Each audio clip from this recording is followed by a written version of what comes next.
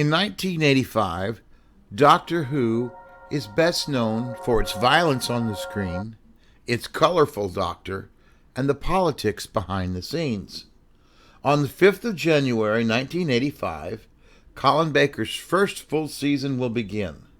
It will open with Attack of the Cybermen.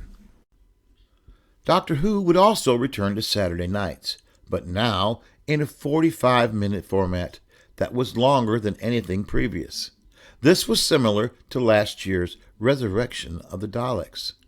Some viewers struggled with this, and the format would last for only one complete season, while other viewers expressed reservations over the Doctor turning a gun on the Cybermen at the climax of the story. And I believe that Attack of the Cybermen is the only classic story in which the exterior of the TARDIS changes. In fact, it changes twice in this story, though I will not give spoilers. The next story would include more graphic imagery, this time involving an acid bath.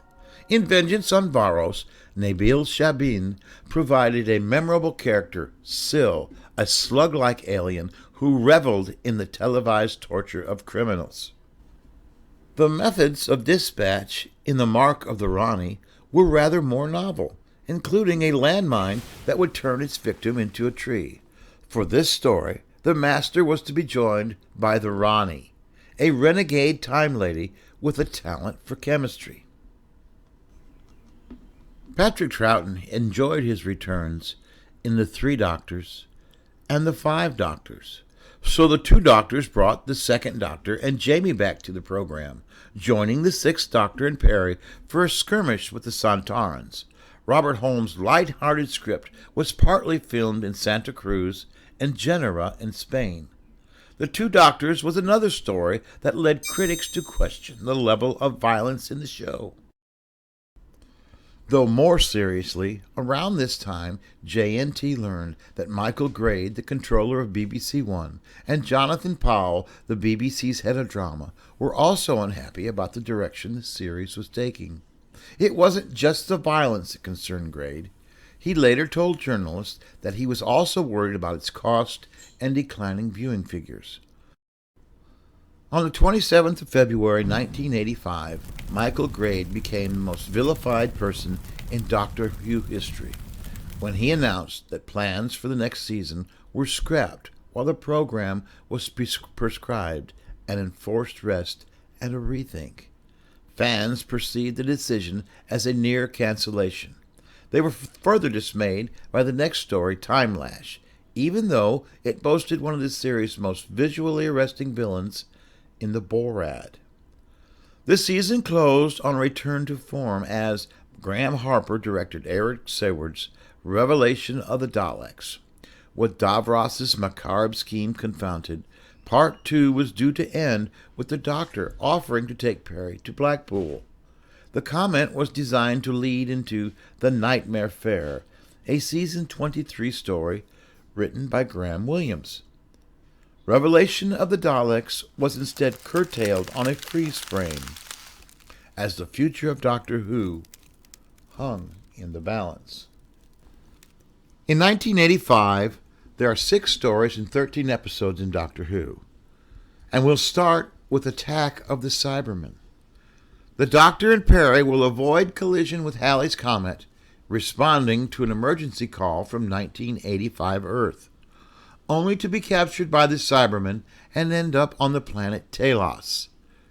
Jared's Cross Quarry would return to Doctor Who, as it had been Talos in the story The Tomb of the Cybermen. This story is badly written and continuity-obsessed, and has a predilection towards needless violence. This story only rates a 4 out of 10. Vengeance on Varos. On Varos, a sadistic government transmits torture scenes as entertainment. This story was a brave idea, but hindered by a plotting narrative and wooden performances. The notorious acid bath scene, in which the Doctor makes a flippant comment after watching 2 men die, is deeply problematic and does not help Doctor Who's cause in the politics going on behind the scenes. But this is a good story. 6 out of 10. Kate O'Mara joins the Doctor Who family in The Mark of the Rani. The Rani is extracting brain fluid from miners during the Luddite uprising. This story was directed by newcomer Sarah Hellings, but nonetheless, it's a meandering story with some very stupid moments and includes one too many villains. We don't need the Master. The Rani more than holds her own. This story is a favorite of mine. I give this a 6 out of 10. Patrick Troughton and Fraser Hines would return in The Two Doctors. The Centaurs take the second Doctor to Spain, where they plan to dissect him and steal the secrets of time travel. This story's location was originally meant to be New Orleans in Louisiana, but it fell through when the American co-financer pulled out. The story's cannibalistic overtones were heavily criticized by BBC One controller Micheal Grade, along with similar elements in the attack of the Cybermen and vengeance on Varos, leading to a 9-month postponement for season 29. This story is well liked by the fans. We give it a 7 out of 10. Timelash. Those who oppose the Borad's tyrannical rule are to be thrown into the Timelash. An unfairly malign homage to H.G. Wells and bad B-movies, Timelash is good old-fashioned entertainment in a season that seems to be full of itself. And don't forget to look for the image of John Pertwee in this story. I give this story a 6 out of 10. And the season finale is Revelation of the Daleks. Davros, posing as the Great Healer, is raiding a mortuary on Nekros to breed new Daleks. This is an incredibly violent black comedy.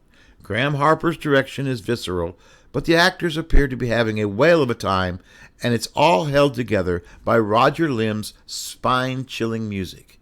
This is another good story. Let's give it a 7 out of 10.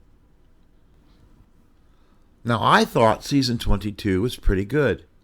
I liked all of the stories, and the viewing figures were respectable, with over 7 million viewers per episode. But the increased violence was a problem, and the politics behind the scenes could not be overcome. So at the conclusion of Revelation of the Daleks, Doctor Who was canceled. It would return, but at this moment, it was canceled. So enjoy your journey through time and space, and I'll talk to all of you again soon.